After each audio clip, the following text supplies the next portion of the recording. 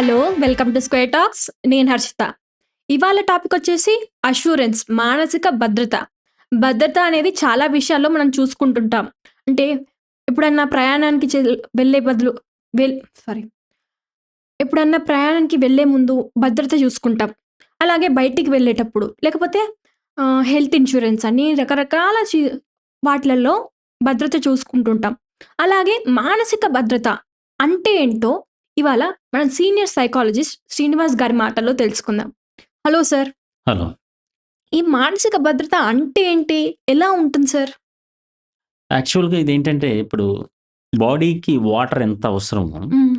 ప్రతి మనిషి యొక్క మనస్సుకి కొన్ని అవసరాలు హ్మ్. చాలా ఖచ్చితం అనమాట. హ్మ్. కొన్ని నీడ్స్ ఉన్నాయి.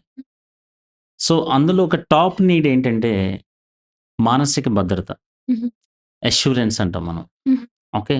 సో, అంటే ఏంటంటే, ఫర్ ఎగ్జాంపుల్ ఇప్పుడు ఒక బిల్డింగ్‌లో చూసుకుంటే, ఒక విల్లా గాని, ఎటువంటి బిల్డింగ్ అయినా చూసుకుంటే, సోఫాలున్నాయి, మంచి టేబుల్స్ ఉన్నాయి, ఫ్యాన్‌లున్నాయి, బీరువాలున్నాయి, బంగారం ఉంది, ఎవ్రీథింగ్ ఉంది. హ్మ్.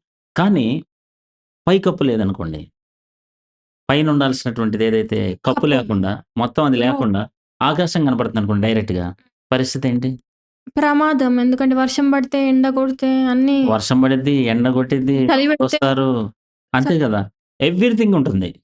ఎవ్రి వస్తువు ఉంటుంది. ఎవ్రి కూలరు, ఏసీ, ఫ్యాన్‌లు ఎవ్రీథింగ్ ఉంటాయి మనకి. బంగారం గూడా ఉంటుంది. కానీ పైకప్పు మాత్రం లేదు. అప్పుడు పరిస్థితి ఏంటి మనిషికి? సో, అది చాలా హ్యూజ్ లాస్ కదా మనిషికి. హ్మ్. అలాగే మనిషికి ఎంతమంది లైక్ జీవితంలో ఉన్నా గూడా, హ్మ్. ఫ్రెండ్స్ ఉన్నా, ఫ్యామిలీ మెంబర్స్ ఉన్నా, ఎంతమందున్నా గూడా, ఈ భద్రత అనేది, భరోసా అనేది లేకపోతే, ఆ వ్యక్తి జీవితంలో ఏమాత్రం గూడా ముందరికి వెళ్ళలేనటువంటి పరిస్థితి ఉంటుంది. ఫర్ ఎగ్జాంపుల్ మీకేంటంటే,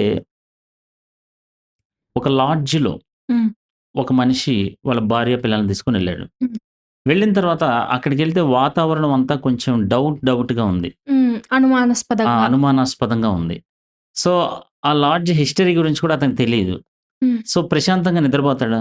అస్సలు పొడు. అస్సలు నిద్రపోడు. ఏంటంటే ఫీలింగ్ ఏంటంటే, ఒకవేళ నిద్రపోయినా నాకిక్కడ ఎవరన్నా దాడి చేస్తారేమో, అటాక్ చేస్తారేమో, హ్మ్. నా పిల్లల మీద, భార్యాపిల్లల మీద ఏమన్నా అటాక్ జరుగుతుందేమో, నా ప్రాణానికి భద్రత ఏంటి?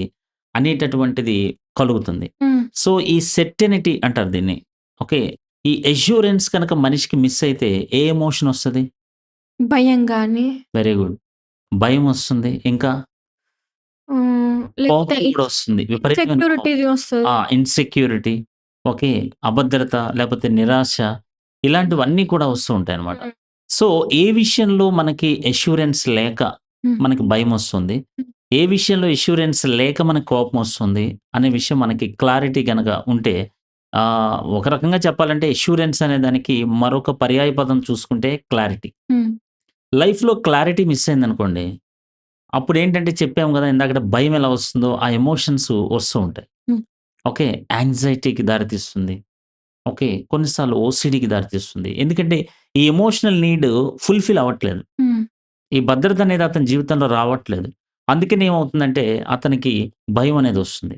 ఫర్ ఎగ్జాంపుల్ ఇప్పుడు మనమే తీసుకుంటే మీకు ఈరోజు ఎవరు గెస్ట్ ఉన్నారని గాని, హ్మ్. ఏ టాపిక్ చెప్పబోతున్నారని గాని, హ్మ్. ఏ క్వెషన్స్ అడగాలనేది గాని ఏమీ క్లారిటీ లేదు. హ్మ్. అప్పుడు మీరు ఎంత డిస్కంఫర్ట్ ఫీల్ అవుతారు? గాబరా ఉంటది. కన్‌ఫ్యూజను, గాబరాగా ఉంటుంది. భయంతోటుంటారు. అది లీడ్స్ టు యాంక్సైటీ కొన్నిసార్లు. స్ట్రెస్ సరిగ్గా చేయలేకపోతాం. సరిగ్గా చేయలేకపోవచ్చనేటటువంటి భావంతోటి స్ట్రెస్ నిజంగానే ఫీల్ అవుతారు. సరిగ్గా చేయలేను. స్ట్రెస్ ఫీల్ అవుతారు. సరిగ్గా చేయలేరు. సో, ఇలాంటి అన్‌సర్టెనిటీ అనేది ఉన్నప్పుడు మనిషి బ్రెయిన్ తట్టుకోలేదు. హ్మ్. నేనొకసారి మీకు ఒక ఆటోలో నేను దిల్సుఖ్ నగర్ ఆ ప్రాంతం నుంచి వెళ్తున్నప్పుడు హ్మ్. ఒక కొత్త అతనెక్కాడు. అంటే అతనికి సిటీ పెద్ద తెలీదు. హైదరాబాద్ తెలీదు. ఓకే. అతను ఆటో డ్రైవర్ తోటి ఏం చెప్పాడంటే, హయత్ నగర్ వచ్చేటప్పుడు "జర ఆపు నాకు తెలీదు" అని అన్నాడు. ఆ! ఈ ఆటో చాలా దూరం వెళ్ళిపోద్ది. ఆ! ఓకే. ఆయనేం చేశాడంటే కొద్దిగా దూరం అవ్వంగానే "హయత్ నగర్ వచ్చిందా? హయత్ నగర్ వచ్చిందా?" అని అడిగాడు. హ్మ్. "ఇంకా రాలేదు" అని అన్నాడు. హ్మ్. కొద్దిగా ఆగంగానే "హయత్ నగర్ వచ్చిందా? హయత్ నగర్ వచ్చిందా?" అన్నాడు. హ్మ్. "అరేయ్! ఎన్ని సార్లు మాట్లాడతావు బయ్ నాకు తెలీదా? చెప్పినావు గదా! ఒకసారి" అని చెప్పేసి అతను ఇసుక్కున్నాడు. హ్మ్. ఎవరు? Auto auto driver. డ్రైవర్. కానీ ఇతను మాటి మాటికి 2, 3 సార్లు ఎందుకు అడుగుతున్నాడు? దాటిపోతే ఎలా అని. దాటిపోతే ఎలా? అంటే దీని వెనకాల ఉన్న మానసిక అవసరం ఏంటంటే, భద్రత, హ్మ్. సెర్టనిటీ, ఆ ష్యూరిటీ రావట్లేదు ఇతనికి. ఆ ష్యూరిటీ కోసం మాటిమాటికి అడిగింది అడిగి చంపుకు తింటారు. హ్మ్.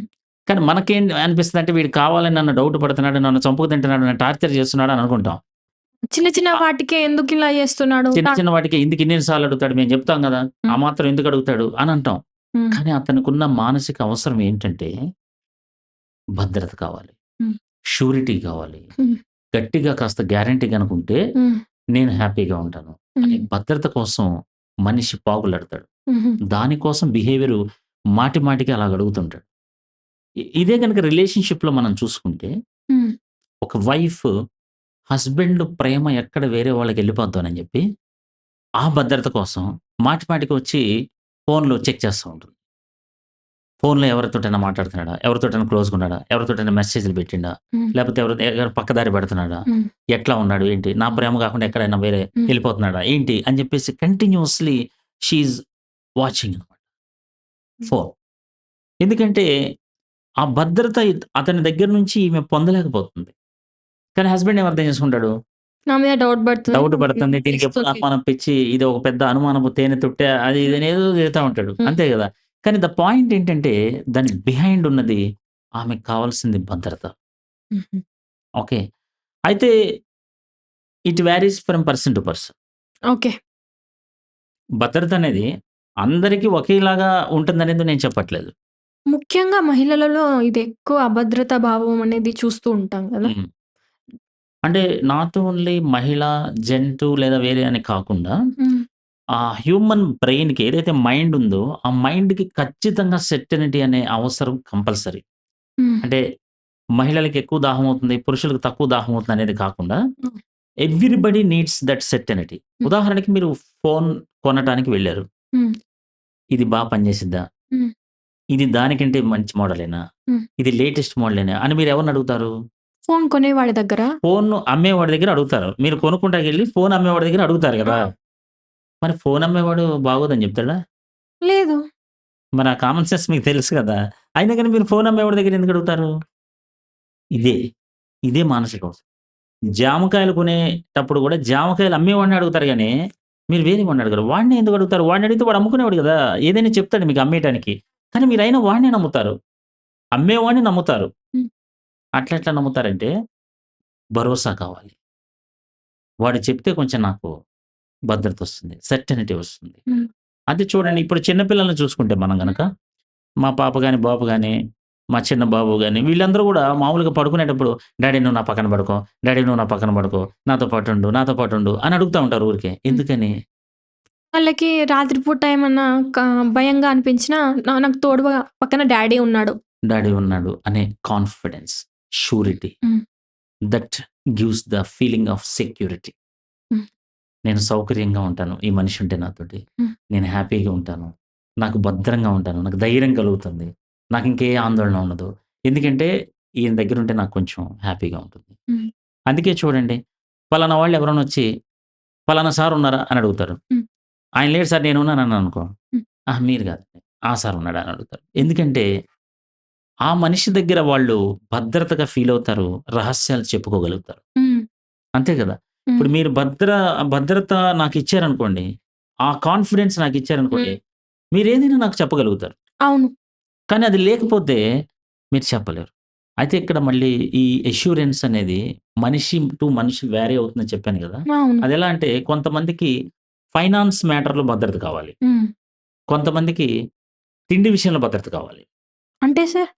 అంటే ఫర్ ఎగ్జాంపుల్ వాళ్ళకి ఆహ్, ఇలాగే చేయాలి యాక్చువల్లీ. ఆ! అంటే ఈ ఐటెమే వండాలి. Cooking style. ఆ కుకింగ్ స్టైలు నాకు వీళ్ళే వండాలి. ఇంత ఆయిలే వేయాలి. ఈ బెండకాయ ముక్క ఇలాగే తరగాలి. నాకు ఇలాగే ఫ్రై చేయాలి. హ్మ్. నాకు వీళ్ళే వండాలి. అప్పుడే తింటా. లేకపోతే నేను తినను. లేకపోతే ఎక్కడన్నా తెప్పించిన ఈ రెస్టారెంట్ నుంచే తెప్పించాలి. అది గనుక తెప్పితే నేను తినను. అంటే వేరే వాళ్ళు కుక్ చేస్తే తనకేమన్నా అపకారం జరుగుతుంది, లేకపోతే హెల్త్ పాడవుతుంది అనే డౌటా? మేబీ డౌట్ అయ్యి ఉండొచ్చు. But they are not feeling safe. They are not feeling secured. Hmm. ఇప్పుడు మీరెవరైతే అందరి దగ్గర రహస్యాలు చెప్పరు గదండీ! అవును. అట్లనే వీళ్ళు గూడా అందరూ వండింది తినరు. హ్మ్. కొంతమంది బయట అసలు తినరు. ఇప్పుడు మీరు బయట తినరు. హ్మ్. సో, కొందరు బయట తింటారు. కానీ కొన్ని హోటల్‌లోనే తింటారు. అవును.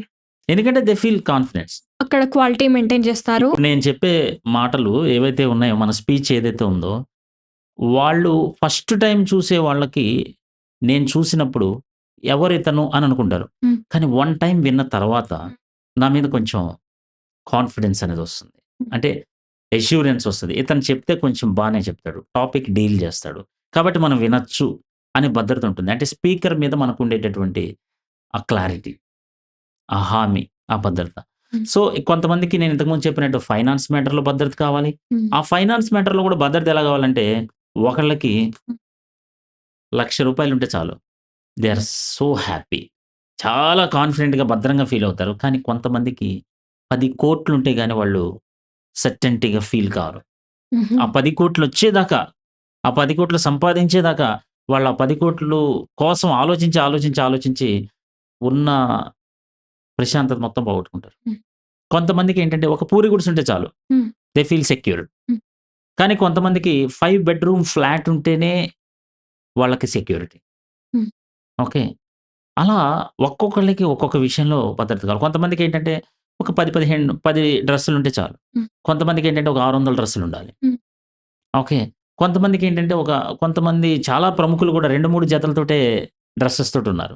కానీ కొంతమందికి 2000 డ్రెస్సులున్నా కూడా ఇంకా కావాలి. ఎందుకంటే they are not feeling safe. అయితే మీకు డౌట్ రావచ్చిక్కడ. హ్మ్. ఇదెలా? ఎందుకిలా మనుషులకి కొంతమందికేమో ఇలాగ సాటిస్ఫై అయిపోతారు. కొంతమందేమో ఇంత satisfy car. What is the exact point అని హ్మ్. అనుకోవచ్చు. ద పాయింట్ ఏంటంటే వాళ్ళ యొక్క బ్లూ ప్రింట్ అనమాట. అంటే? అంటే వాళ్ళ యొక్క యాటిట్యూడ్, డెవలప్డ్ యాటిట్యూడ్. హ్మ్. వాళ్ళు పెరిగినటువంటి వాతావరణంలో గాని, హ్మ్. వాళ్ళు పెరిగిన పెంపకంలో గాని, లేపోతే వాళ్ళున్నటువంటి ఎన్వైర్న్‌మెంట్‌లో గాని, హ్మ్. వాళ్ళకి తగిలిన ఎక్స్‌పీరియన్సెస్ వల్ల కానీ, వీళ్ళు ఈ మైండ్ సెట్‌ని డెవలప్ చేసుకుంటారు. అంటే ఏంటంటే 5 బీహెచ్‌కే ఫ్లాట్ ఉన్నోడికే భద్రంగుండాలి హ్మ్. అనేది భద్రతుంటది. ఉంటది. అనేది డెవలప్ చేసుకుంటారు. హ్మ్. లేపోతే కొంతమంది చిన్న జాగా ఉన్నా చాలు. ఏం గాదు. లేపోతే అసలేం లేకపోయినా పర్లేదు. కిరాయిలతోటే చనిపోయినోళ్ళు ఎంతమంది లేరు. అదేం పెద్ద విషయం గాదు. అని వాళ్ళ ఇంటర్ప్రిటేషన్, వాళ్ళ యాటిట్యూడ్, వాళ్ళ థాట్ హ్మ్. ప్రాసెస్. సో, థాట్ ప్రాసెస్‌ని బట్టి భద్రత అనేది ఉంటుంది. హ్మ్. అయితే మరి ఎంతవరకు ఈ భద్రత అనేది కోరుకోవాలి? ఎవరి నుంచి కోరుకోవాలి? వేటి మీద కోరుకోవాలి? అనేది హ్మ్. మనిషికి ఒక రఫ్ ఐడియా. ఓకే. నేనేం చెప్తానంటే, ఫస్ట్ పాయింట్ షూరిటీ అనేది ఒకటుంటుందండి. హ్మ్. భద్రత పేరే ఇంకొక పర్యాయ పదం షూరిటీ. హ్మ్. అంటే ఫీలింగ్ సేఫ్ అనమాట. స్టెబుల్. హ్మ్. అంటే ఇప్పుడు నేనుంటాను.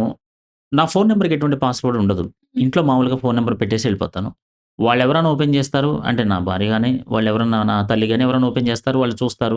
నా హిస్టరీ జూసుకోవచ్చు. ఏదైనా జూసుకోవచ్చు. I don't feel any insecure. Hmm. నాకేమి ఇబ్బంది లేదు. అలాగే నా మిసెస్ కూడా వాళ్ళు ఫోన్‌లు అట్లా వదులుతారు. వాళ్ళకేం పాస్‌వర్డ్‌లుండవు. నార్మల్‌గా ఉంటారు. కానీ కొంతమంది పాస్‌వర్డ్ పార్ట్నర్ కూడా ఇవ్వరు. షేర్ చేయరు. సో, పార్ట్నర్ కూడా షేర్ చేయకపోతే లైఫ్ పార్ట్నరు ఆయన మరి సెక్యూర్డ్‌గా ఫీల్ అవుతాడా? ఎందుకు నా దగ్గర దాస్తుంది? దాచిందంటే ఏదో ఉంది హ్మ్. అని అనుమానం రావచ్చు వాళ్ళ మనసులో. అనుమానం రావచ్చు. ఒక కేసు ఇలాంటిది ఒకటుందండి. ఏంటంటే వాళ్ళ హస్బెండ్‌కి డౌట్ అనమాట ఈమె మీద. వాళ్ళ భార్య మీద. ఎందుకంటే డౌట్ ఎందుకొచ్చిందంటే వీళ్ళ భార్య బాల్కనీ వీళ్ళది ఫస్ట్ ఫ్లోర్. బాల్కనీకెళ్ళంగానే ఎదురింట్లో ఒకాయన వస్తాడు హ్మ్. కరెక్ట్‌గా. హ్మ్. కరెక్ట్‌గా ఈయన ఎళ్ళంగానే అంటే భర్త ఎళ్ళంగానే ఎదురింట్లో ఆయన ఎళ్ళిపోతాడు. హ్మ్. సో, ఇలా 4, 5 సార్లు జరిగింది. జరిగేటప్పటికి ఈయనకి డౌటొచ్చింది. హ్మ్. సో, డౌటొచ్చేటప్పటికి వీళ్ళు హాస్పిటల్‌కి తీసుకెళ్లారు. హ్మ్. ఎవరిని? భర్తని. హ్మ్. తల్లి ప్లస్ భార్య. హ్మ్. అప్పుడు డాక్టర్ అడిగాడు. "మీకెందుకు డౌటొస్తుంది? ఏంటి ప్రాబ్లమ్ ఏంటి?" అనంటే, ఎదురింట్లో వ్యక్తి నా భార్య వెళ్ళంగానే వస్తాడు. హ్మ్. అదే నేనొచ్చేటప్పటికి అతనెళ్ళిపోతాడు. అందుకే నాకు డౌట్ కలిగింది. ఆయనెళ్ళిపోయినంత మాత్రాన అలా ఎలా మీరు డౌట్ పడతారు? అనేసి డాక్టర్ అడిగాడు. నేను గూడా అదే కరెక్ట్ అనుకున్నాను. అప్పుడు ఆమె ఫోను నంబర్స్ మొత్తం, మెసేజ్‌లు మొత్తం, వాట్సాప్ మొత్తం చెక్ చేశాను సార్. హ్మ్. "మరేమన్నా దొరికిందా ప్రూఫ్" అని అడిగాడు. హ్మ్. "ఏం దొరకలేదు సార్" అని. హ్మ్. "మరి దొరకనప్పుడు మీరెట్లా డౌట్ పడతారంటే" "నాకు తెలియకుండా డిలీట్ చేశాను సార్." హ్మ్. "డిలీట్ చేసిందని మీకెలా తెలుసంటే" "నాకు తెలుసు సార్" అని తెలుసు సార్. హ్మ్. "ఎవిడెన్స్ లేదు గదా!" అంటే "ఎవిడెన్స్ ఏం అవసరం లేదు సార్." మరి మీకు అంటే ఖచ్చితంగా ఆమె తప్పు చేసిందని తెలియకుండా మీరు ఇప్పటికి వాదిస్తున్నారు గదా! ఎవిడెన్స్ లేకపోయినా మీరు ఊహించుకుంటున్నారేమో గదా! అంటే లేదు సార్ ఈ స్కామ్‌లో నా తల్లి గూడా ఉంది సార్. అదెలా? మీ కన్న తల్లి మీకెట్లా సహకరించకుండా ఉంటది సార్? అది తప్పు గదా! అంటే, లేదు సార్ ఇవన్నీ నాకు తెలియకుండా జరుగుతున్నాయి. బట్ నాకు తెలుసు. నేను ఆల్రెడీ కొన్ని సార్లు ఆఫీస్‌కెళ్ళి ముందరే వచ్చేసాను సార్. అయినా సరే నాకు దొరకలేదు సార్ వాళ్ళు. హ్మ్. మరి దొరకలేదు గదా! అంటే దొరకకుండా దాచేసారు సార్. లేదు సార్. నేను ఓపెన్‌గా జెప్తున్నాను. దీన్ని డెల్యూషన్ డిజార్డర్ అంటారు. మీకు కొంచెం డెల్యూషన్స్ వచ్చినియి. అంటే అనుమాన పడుతున్నారు. కొంచెం నాకు సహకరించండి. నేను మీకు ట్రీట్ చేస్తాను. ఆటోమేటిక్‌గా తగ్గిపోతుంది. నేను చెప్పినట్టు చేయండి అంటే ఆయన లేచి పేషెంటు, ఇప్పుడు నాకు అర్థమైంది సార్.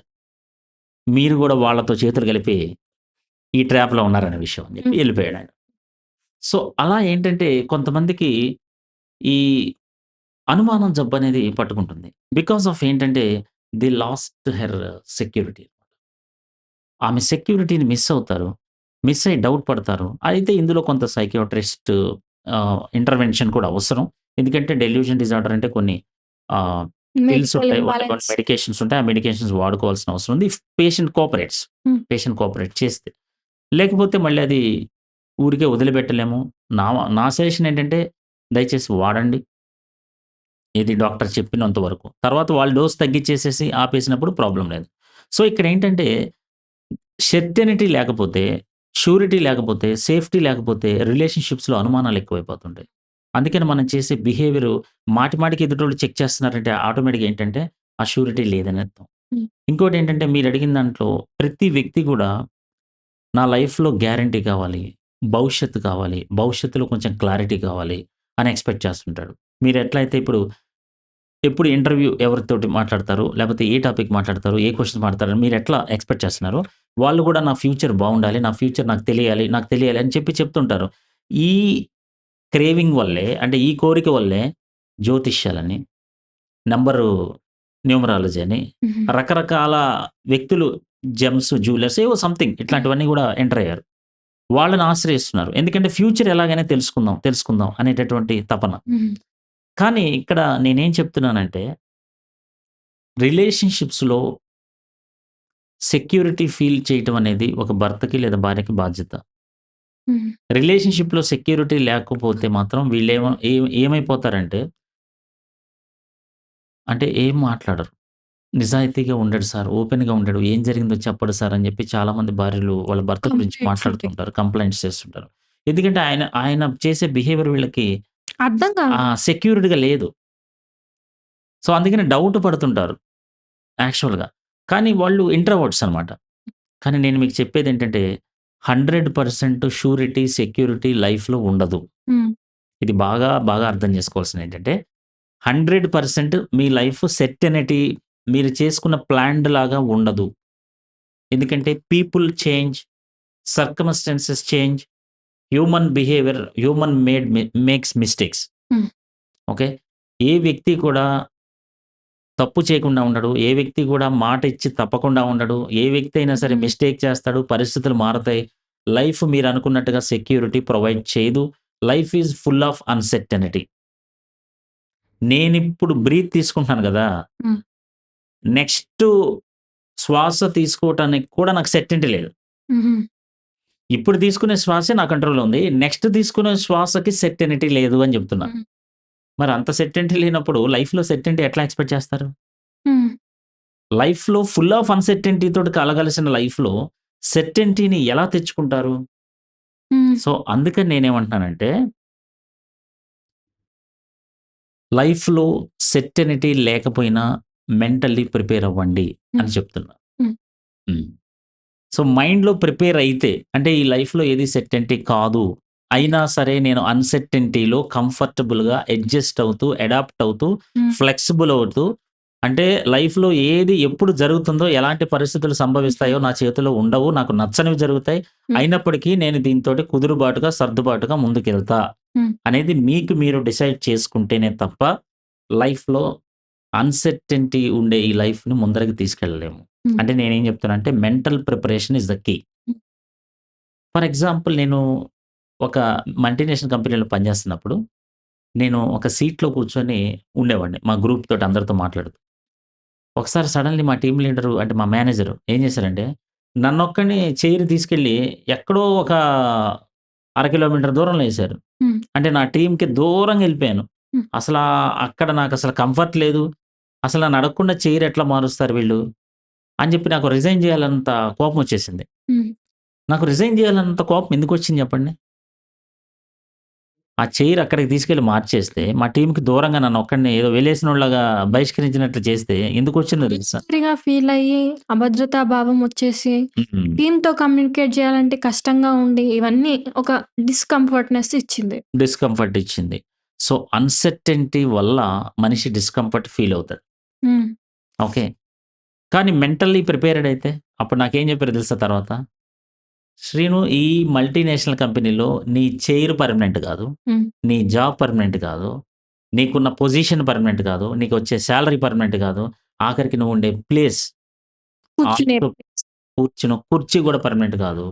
ఏది పర్మనెంట్ కాదు" అని చెప్పారు. మన లైఫ్ కూడా అంతే గదా సార్! వాస్తవంగా చెప్పాలంటే life is also like that. అంతే. ఎప్పుడేం ఆ! జరుగుతదో ఎప్పుడేం తెలీదు. జరుగుతుందో there is no clarity, no surety, no guarantee, no warranty ఏది లేదు. హ్మ్. అయితే ఒకటి ఉన్న ఈ కొద్ది లైఫ్‌లో మనిషి గ్యారంటీ కొన్ని విషయాల్లో డెఫినిట్‌గా కోరుకుంటాడు. హ్మ్. ఇప్పుడు మీరు రేపొద్దున వస్తారు అని చెప్పి నేను ఎక్స్‌పెక్ట్ చేస్తా. నాకు ఆ కాన్ఫిడెన్స్ మీరు ఇస్తున్నంత సేపు మీ మీద నేను కాన్ఫిడెంట్‌గా డిపెండ్ అవుతా. హ్మ్. ద పాయింట్ ఏంటంటే ఓవర్‌గా డిపెండ్ అయితేనే ప్రాబ్లమ్ ఇక్కడ. అవును సార్. హ్మ్. కొంతమంది ఏం చేస్తుంటారంటే, ముఖ్యంగా పేరెంట్స్ అయినా, లేకపోతే పెద్దవాళ్ళైనా హ్మ్. ఎక్కువగా గైడ్ చేయడం వల్ల పిల్లలు డెవలప్ కాకుండా ఉంటారు. హ్మ్. అంటే ఇండిపెండెంట్‌గా బతకలేకుండా, వాళ్ళకి భద్రత ఇస్తున్నామేమో అనుకోని, హ్మ్. వాళ్ళకి సొంత ఆలోచన అనేది డెవలప్ అవుతూ ఉండదు. హ్మ్.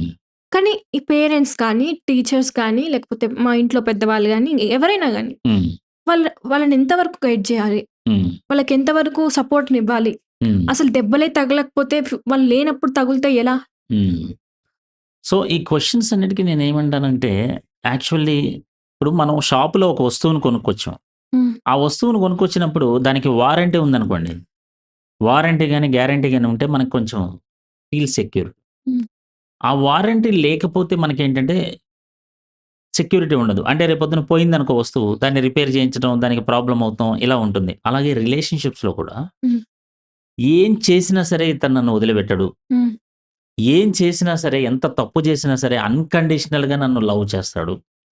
అన్‌కండిషనల్‌గా నాతోటుంటాడు. అనే భద్రత, భరోసా గనక మనము ఇంట్లో ఇవ్వగలిగితే, హ్మ్. అంటే తండ్రిగా నేను పిల్లలకి ఇవ్వగలిగితే, అదే భర్తగా నేను భార్యకి ఇవ్వగలిగితే, హ్మ్. అలా తల్లిగా నేను కొడుకుగా నేను తల్లికి ఇవ్వగలిగితే, ఇలా మన రిలేషన్‌షిప్స్ అన్నిట్లలో మనం వీలైనంత వరకు హ్మ్.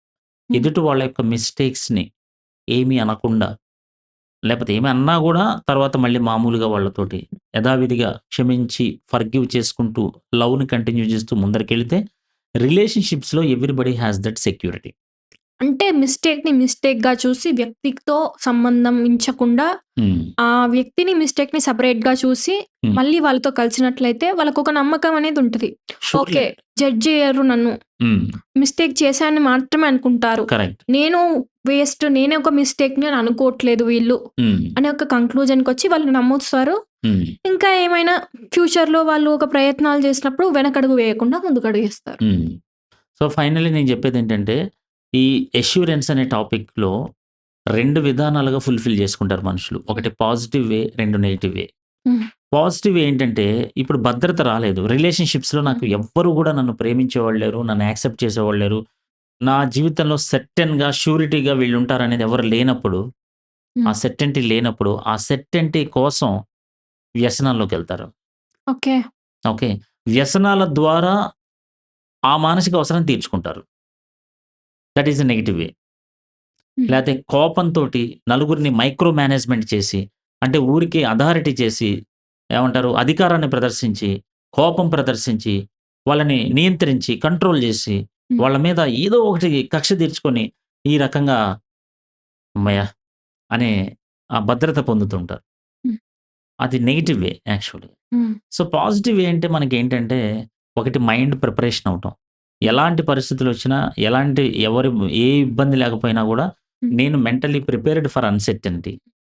నేనంత అన్‌సర్టెనిటీ ఉన్నా లైఫ్‌లో ప్రిపేర్ అవుతాను. ఓకే. రెండోదేంటంటే, స్పిరిచ్యువాలిటీ మీద డిపెండ్ అయ్యి కొంతమంది సెర్టెనిటీని తీసుకుంటారు. హ్మ్. స్పిరిచువాలిటీ అంటే నాకు దేవుడున్నాడులే. నాకు దేవుడు చూసుకుంటాడు. హ్మ్. ఆ నమ్మకంతోటి నేను ముందరికెళ్తాను. నా లైఫ్‌లో ఎలాంటి పరిస్థితులొచ్చినా నాకు దేవుడున్నాడు అనే స్పిరిచువాలిటీ తోటి కొంతమంది ఈ సెర్టెనిటీ అనే మానసిక అవసరాన్ని తీర్చుకుంటారు. హ్మ్. కొంతమంది తమ మీద తమ కాన్ఫిడెన్స్ తోటి, తమకున్న కాన్ఫిడెన్స్ తోటి, సెల్ఫ్ కాన్ఫిడెన్స్ తోటి సెర్టెనిటీ తీసుకుంటారు. అల్టిమేట్‌లీ ఏంటంటే ఫ్యూచర్ మీద ఒక హోప్ తోటి అంటే నాకు మంచి జరుగుతుంది అనే ఒక నమ్మకంతోటి ఒక సెక్యూరిటీని లైఫ్‌లో పొందుతారు. ఇలాంటి ఎమోషనల్ నీడ్స్ ఉన్నాయి ఇంకా. బట్ ఇదేంటంటే టాప్ ఎమోషనల్ నీడ్. ఈ సెర్టెనిటీ లేకపోతే ఏమవుతుందంటే మనుషులు కొంతమంది హై రిస్క్ జేస్తారు. హ్మ్. కొంతమంది కొంచెం రిస్క్ గూడా తీసుకోరు. ఎందుకో తెలుసా? ఈ సెర్టెనిటీ మిస్ అవుతుంది వాళ్ళకి. హ్మ్. అంటే ఈ సెక్యూరిటీ, ఈ అష్యూరెన్స్ ఉండదు వాళ్ళకి. హ్మ్. అష్యూరెన్స్ ఎప్పుడొస్తదంటే ఉదాహరణకి నేను వర్షాకాలం అంతా గొడుగు తెచ్చుకుంటుంటా. ఎందుకంటే అది నాకు సెక్యూరిటీ. హ్మ్. అలాగే కొంతమంది ఎల్ఐసీ పాలిసీలు తీసుకుంటారు. ఒక 5, 6 తీసుకుంటారు. లేపోతే ఒక పడవలో ఎళ్ళేటప్పుడు లైఫ్ బోట్ హ్మ్. ఉంటుంది. లేపోతే ఒక కారులో ఎళ్ళేటప్పటికి ఎక్స్‌ట్రా స్టెప్నీ టైరో ఏదో ఉంటుంది గదా! సో, అలా ఆ అష్యూరెన్స్ ఉండాలి మనిషికి. హ్మ్. ప్రతి చోట మనిషి అష్యూరెన్స్ కోరుకుంటాడు. హ్మ్. కానీ ఫ్యూచర్ మాత్రం మనం అనుకున్న అష్యూరెన్స్ ఇవ్వదు. దానికి మన మైండ్‌లో ప్రిపేర్ అయ్యి ఎలాంటి పరిస్థితులొచ్చినా నేను ఎదుర్కొంటానని చేయటమే కౌన్సెలింగ్ యొక్క మెయిన్ ఉద్దేశ్యం అన్నమాట. హ్మ్. సార్ అది. ఇంకొక లాస్ట్ ప్రశ్న. ఓకే. ఎవరి నుంచి మానసిక భద్రత అస్సలు ఎక్స్‌పెక్ట్ జేయగూడదు? హ్మ్. అంటే వాళ్ళ నుంచి ఎక్స్‌పెక్ట్ జేస్తే మనకి ప్రమాదం. హ్మ్. లేకపోతే దేని మీద అసలు మా సర్టెయిన్‌గా ఉండగూడదు. అలాంటి విషయాలు.